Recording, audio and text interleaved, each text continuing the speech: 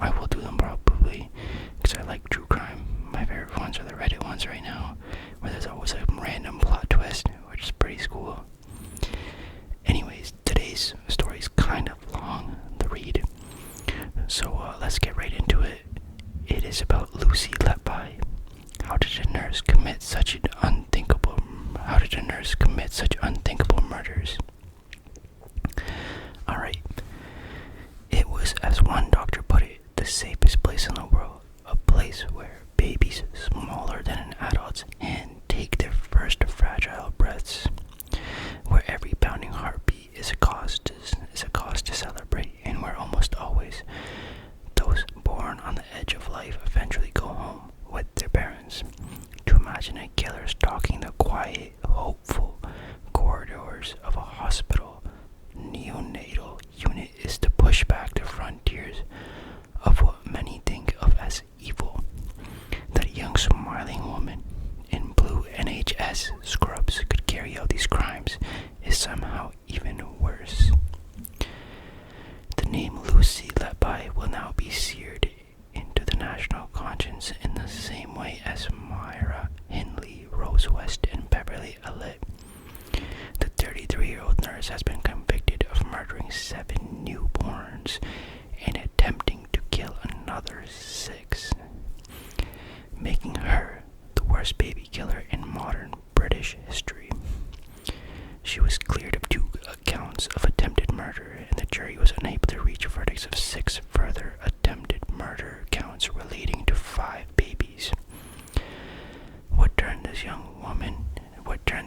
university-educated children's nurse into a cold, calculated, cruel, and relentless baby killer? How did she carry out such unthinkable murders within the confines of an institution designed to save the most vulnerable of lives? And perhaps the most difficult and pressing question: why? Why would somebody want to harm babies, man? They're like the cutest thing in the world. They're like little mini pandas. Not really, but yeah, they kind of are. They're so cute. Anyways, unlike with West and Hindley, there were no signs of traumatic or abusive childhood. LETBY grew up in Hereford city centre, a picture of middle-class England. She was only a child to John and Susan, who were described by neighbours as well-liked and respected. The pair attended every day of the daughter's trial and remained fiercely loyal to her. That's crazy how, I don't know, if you're somebody's parents and your kid's a killer, yeah, I get, sticking by their side, but some parents actually enable it from a very early childhood too, just to, allowing their kids to be oh, it's okay, she's a kid, she'll get over it. They ignore the signs. But let's continue. Many will suspect LETBY has some form of psychopathy. Who observed her in court saw a defendant coldly detached from the allegations she faced, often staring impassively from the glass-paneled dock. Says jurors heard the most harrowing testimony, including from parents who witnessed their baby's horrendous screams, and others who saw tiny lips contorted in seizures. God damn. Imagine seeing your child, you carried that thing for 9 months, and some psychopath is just killing it. That's wild. That's still done. One father, whose statement was read to the court, described the haunting image of his triplet son's final moments. You could see his veins bright blue, going different colors. He looked like he had prickly heat. You could see something oozing through his veins. LETBY stared ahead, later dismissing the father's testimony from the witness box. I can't comment on their truth. I didn't see anything like that myself. Some parents recalled the oddly cheerful nurse bathe and dress their dead baby, learning only years later their child had not died of natural causes, and that the woman who performed the post-mortem ritual was in fact their baby's killer. That is sick. Those who survived were not always the lucky ones. 2 of LETBY's victims, a girl now 8 and a boy now 7, sustained brain damage as a result of her attacks. The girl was born 15 weeks early and given just a 5% chance of survival, has since been diagnosed with quadriplegic cerebral palsy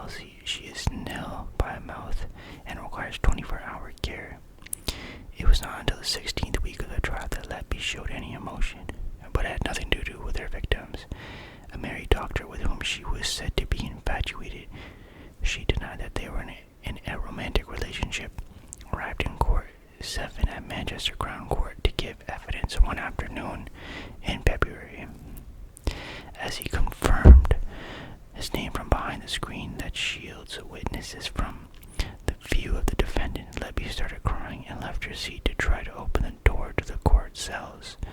4 months into one of the most distressing criminal trials in recent memory, this was the first time she actually shed a tear.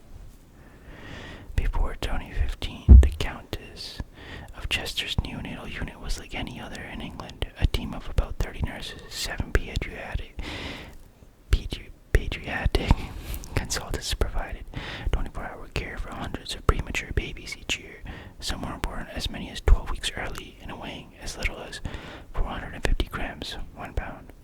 The prospects for such extremely premature babies are good, with the right level of care, despite being born in what doctors call the margins of viability. Studies show that for every 1,000 premature babies born in the UK each year, fewer than 2 die. Of the hundreds of babies that pass through the Countess of Chester's hospital's neonatal unit in an average year, only about 1 in 3 would die. Until 2015, in just 14 days in June that year, 3 infants died suddenly and a 4th that deteriorated rapidly without warning. All had been otherwise stable, still only days old, but expected eventually to go home with their parents. LETBY had other ideas. Minutes after clocking on for her night shift on 8th June 2015, she injected air into an intravenous long line connected to a boy who was born the previous day, 6 weeks early, along with his twin sister. He collapsed immediately. Doctors rushed to resuscitate him as his mother, in a wheelchair recovering from labor, sobbed, quote, "Please don't let my baby die. Please don't let my baby die," end quote. Attempts to save the boy failed, and he was pronounced dead at 8:58 p.m. within 90 minutes of LETBY coming on duty. That night, the boy's father stood guard over his sleeping daughter, Scott, meters from where her twin brother had died. Relatives took it in turns to watch over her for almost 24 hours, staying with her until 8 p.m. following the next day. But this was cruelly that time. LETBY came back on shift. The little girl alarm sounded shortly after midnight. She suddenly looked desperately ill, the trial heard, despite having no problems in the first 48 hours of life. One of the nurses shouted, "Oh no, not again." As doctors tried to resuscitate her, hospital staff noticed her skin changing color in odd purple and white patches that they had seen for the first time the night before on her brother. And I quote from her mother, "Not my baby again, not again," wept her mother. The doctors managed to save the girl's life, but she would remain in the hospital for another month before she was allowed home. Records from LETBY's phone showed she had searched Facebook for the twins' mother several times, first shortly after finishing the shift on which she murdered the 1-day-old boy, and then again the night after attempting to kill his sister. She searched for the mother again 2 months later. Yo, that is sick. The nurse had searched online for many parents of the babies she treated. She admitted later police found the records of 2,381 Facebook searches on her phone in the year June 2016, about 200 a month. Only a minority of these were the parents of the 17 babies in this trial, but they had a disturbing pattern. LETBY often searched for several of her victims' parents within a matter of minutes, seemingly going one by one, hunting for grief. She even searched for them on Christmas Day. Wow. LETBY murdered 2 more babies in the days after she attacked the twins. There was no rational explanation for the sudden collapse of the 4-day-old boy and 2-day-old girl, and again doctors were struck by the strange discoloration of their skin. It would later become clear that 3 of the 4 had been deliberately injected with air through intravenous line into their bloodstream. LETBY's favorite method of attack, the jury was told, the change in skin color, a phenomenon many consultants had never seen. was a hallmark of her crimes, although nobody knew it at the time. That's pretty sick, like she's going on Facebook right after and stuff, that's just weird. I guess it's like a trophy to her. But let's continue. Dr. Stephen, the head pediatric consultant on the neonatal unit, has the calm, measured, rational temperament you would expect of a children's doctor. But he was disturbed by the 3 deaths in 14 days. He reviewed the baby's care, and besides a few minor learning points, there was nothing to explain why they had died so unexpectedly. Then he looked at who was working at the time. Only one nurse was on duty for each death, LETBY. Dr. Stephen took the findings to Allison Kelly, the director of nursing, and explained the mortalities were still unexplained, but added, almost as a postscript, that there was only one common link. It can't be Lucy. Not nice Lucy, Dr. Stephen told her. It was unthinkable to imagine a nurse harming babies in a neonatal unit, so the suspicion was all but dismissed the instant it had been raised. It was the first time LETBY had been identified as a potential suspect, but at that time, most colleagues felt she had just been unlucky. My initial feeling towards Lucy LETBY was that I felt sorry for her. One of her colleagues, the pediatric consultant Dr. John Gibbs, told The Guardian. She happened to be around when some of these babies were collapsing and dying, and perhaps it was purely coincidental. That's what Dr. John said. When it kept on happening, it began to look like this cannot just be pure coincidence. After 2-3 times, you kind of start to question as well.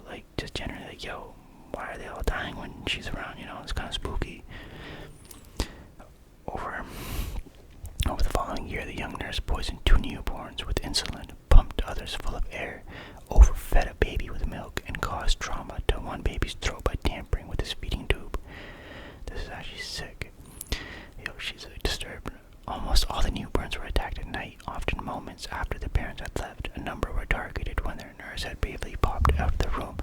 On other occasions, LETBY injected newborns with air and deliberately overfed one at the end of her shift, so that the babies deteriorated on someone else's watch. It was no secret that LETBY was present when the infants suddenly collapsed, yet her crimes were so subtle, they were imperceptible. Trainees started referring to as the Angel of Death. The Guardian has been told, although it was tongue-in-cheek rather than because they suspected her of foul play. It has been more than 30 years since Alit, another children's nurse, was given that same nickname after murdering 3 infants and another child in eerily similar circumstances in 1991. No one thought it could happen again. One of the reasons LETBY was able to get away with it for so long was because no one saw her harm babies, and she was adept at covering her tracks. But one night, she was caught in the act. At 9 p.m., August 3rd, 2015, a mother arrived on the neonatal unit with expressed breast milk for her 5-day-old twin boys, known in court as Child E and F. The boys were born 11 weeks premature, but had made such good progress they were due to leave Chester for a hospital closer to their home. As their mother arrived, a horrendous scream pierced the dimly lit corridor outside the nursery one. She rushed in and saw LETBY standing near Child E's incubator. Her son had fresh blood around his mouth and was in extreme distress. The mother asked LETBY what was happening, and the nurse, who wore a yellow butterfly sticker on her name badge, reassured her that he was okay and the blood was just from a feeding tube rubbing his throat. She should go back to the postnatal ward and rest, the nurse said. 2 hours later, the doctors were racing to save Child E's life. He had almost lost more than a quarter of his blood, and the skin on his tummy had turned purple and white, similar to the discoloration described of the 3 of the nurse's previous victims. He was pronounced dead at 1:40 a.m. His mother, just broken by her loss, allowed LETBY to bathe her dead son before before wrapping his 3-pound frame in the smallest white gown the nurse could find. His brother was her next target. This time, LETBY tried a brute new tactic. She poisoned Child F with insulin. He had been prescribed a tiny dose of insulin to help regulate his blood sugars levels 2 days after his birth, and was being fed nutrients from a bag connected via an intravenous long line to his leg in the early hours of 5th August, just 24 after his twin had died. LETBY injected insulin onto the bag connected to Child F's veins and added more to the replacement bag that would be used when the first ran out. The first did not kill him, the second almost certainly would. The 5-day-old boy's heart rate surged and his blood sugar levels plummeted. One of his legs swelled. The doctors, perplexed, changed the fluid bag but saw no improvement. Little did they know the insulin was still dripping into Child F's body.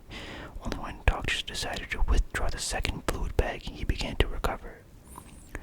Results later showed that Child F had extremely high insulin levels along with very low C-peptide levels in his blood.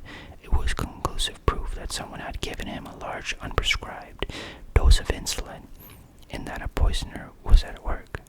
It would be weeks before these results came back. However, when they were read by doctors, one of the unit's significance was not immediately clear. One senior doctor who analyzed LETBY's victims said they were selected carefully, not chosen at random.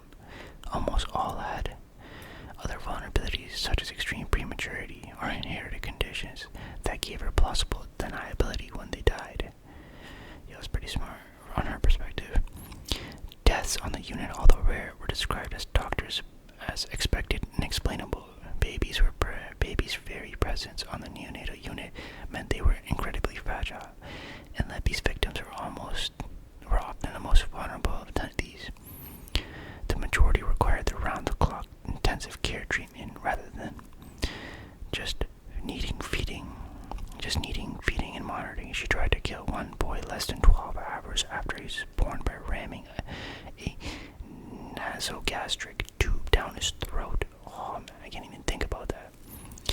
Using his hemophilia as a cover to explain the severe bleeding, she appeared to target siblings too. 3 sets of twins and 1 set of triplets were among her victims in the year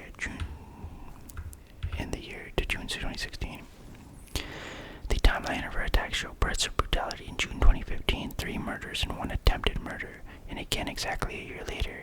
In between the assaults, some were spaced out in just 10 days. In June 2016, she murdered 2 triplet brothers and attempted to kill another boy, either side of a 2-night trip to Ibiza with a fellow nurse.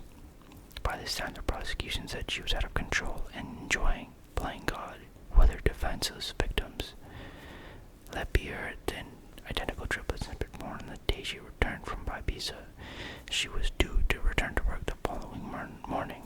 The nurse texted friends that she would be back with a bang, lol. A reference she insisted to the unit being busy rather than anything sinister. The 3 brothers were all in good condition. LETBY was given responsibility for 2 of them, Child O and Child P. At lunchtime, June 23rd, 2016, when the boys were almost 48 hours old, Child O's heart rate rose and his tummy ballooned. Like E.T.'s stomach, his father recalled.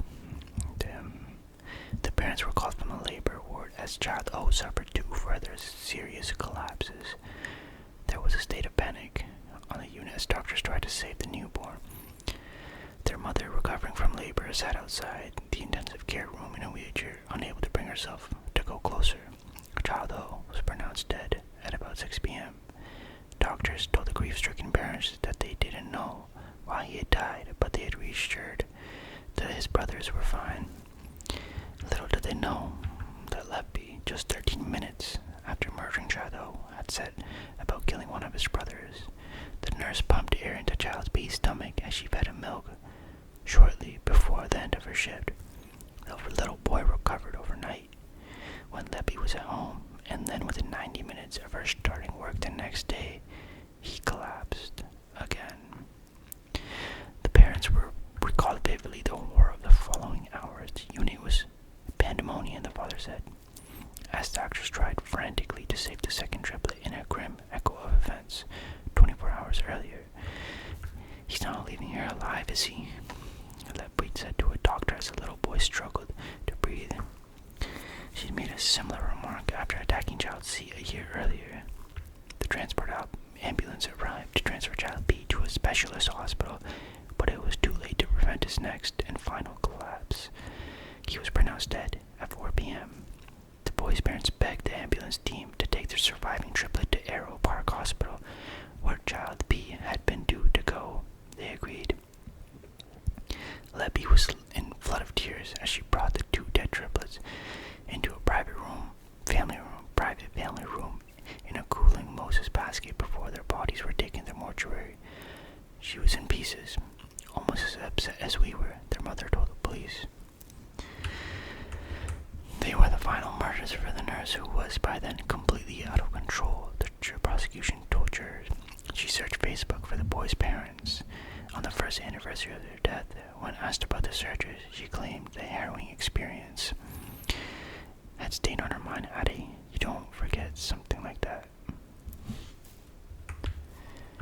Much of the evidence in the 10-month trial was so medically complex and contested, it was impossible to know what the jury were making of it. They heard about a week of evidence for each of the 17 children. The medical notes of one baby alone ran more than 8,000 pages. There were more than 5,500 pages of witness statements, 32,000 pages of exhibits, including text messages, photographs. Jurors were given a 25-page glossary of medical terms such as absent and diastolic flow and biphasic positive airway pressure to help them understand the case. After listening to 30 weeks of evidence from nearly 300 witnesses, the 7 women and 4 men on the jury were left with the biggest unanswered question: why? Prosecutors gave them the germ of a motive, suggesting LETBY enjoyed playing God, a phrase used for the first time on the 132nd day of trial, and got a kick out of the excitement of resuscitating babies. It was a notion the nurse did not wholly abuse when she gave evidence. LETBY told jurors she wanted to look after the most seriously ill babies. She was a band of 5 nurses, which meant she was qualified to care for those in intensive care, and complained to colleagues when she was not assigned to the most in need. Jurors were even told LETBY may have attacked babies to get attention from a married male doctor whom she loved as a friend, but consistently denied was her boyfriend.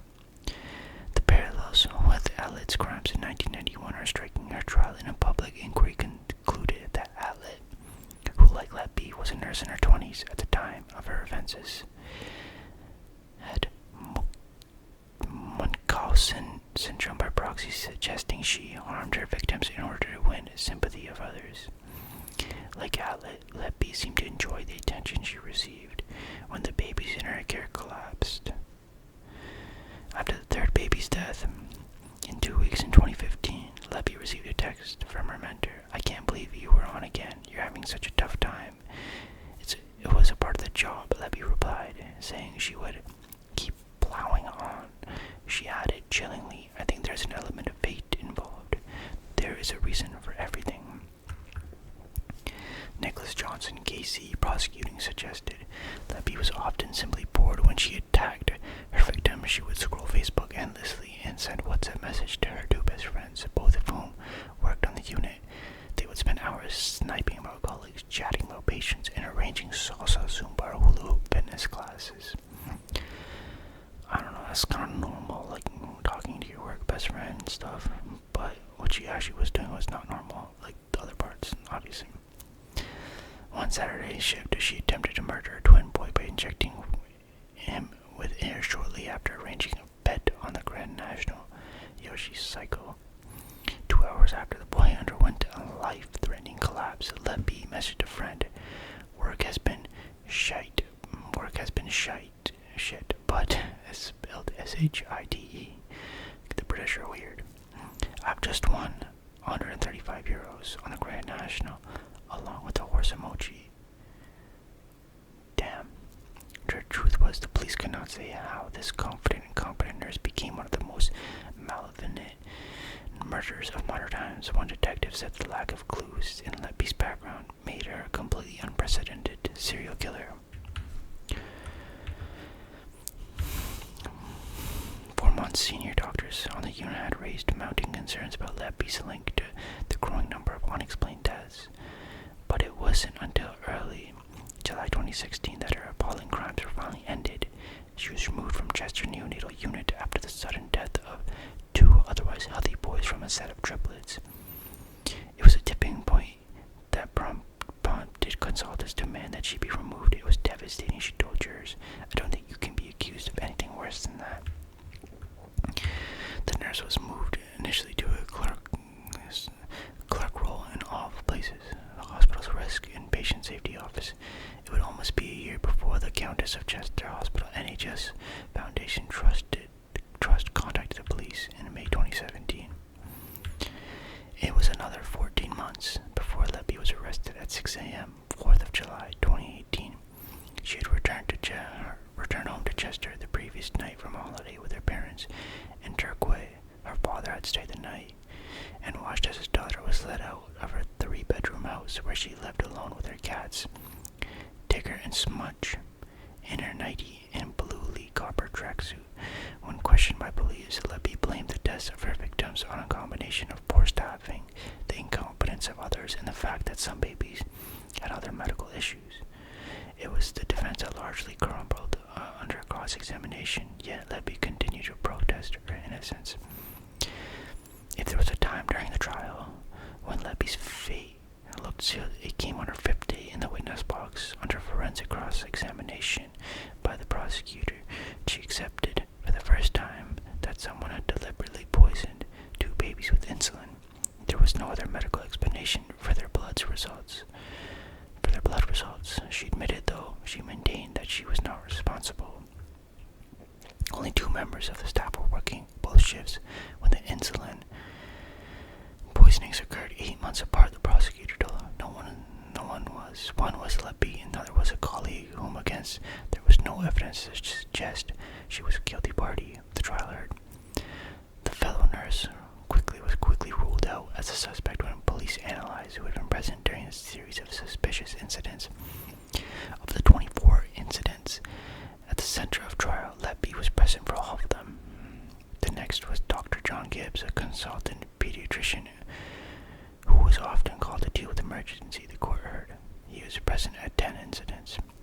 During the criminal investigation, the insulin poisonings were initially the closest detectives had to a smoking gun, but then, after arrest, they searched LETBY's bedroom, and what they found left them stunned. Tucked inside a teddy bear diary and a pink handbag were a jumble of notes filled with hundreds of scrawled words in black ink. On green and yellow post-it notes she had written, I quote, I killed them on purpose because I am not good enough to care for them, and I am evil. I did this, end quote. In court, LETBY claimed that they were ramblings of a person in crisis, and pointed out she had also scribbled, I am innocent. Detectives saw them as confessions of a serial killer. Wow, she pretty much admitted it on paper and didn't throw it out. What an idiot. But still, I'm glad they found that. As soon as LETBY was removed from the neonatal unit in July 26, the deaths stopped. Since then, nurses have cared for more than 2,500 babies. Recorded only 1 death.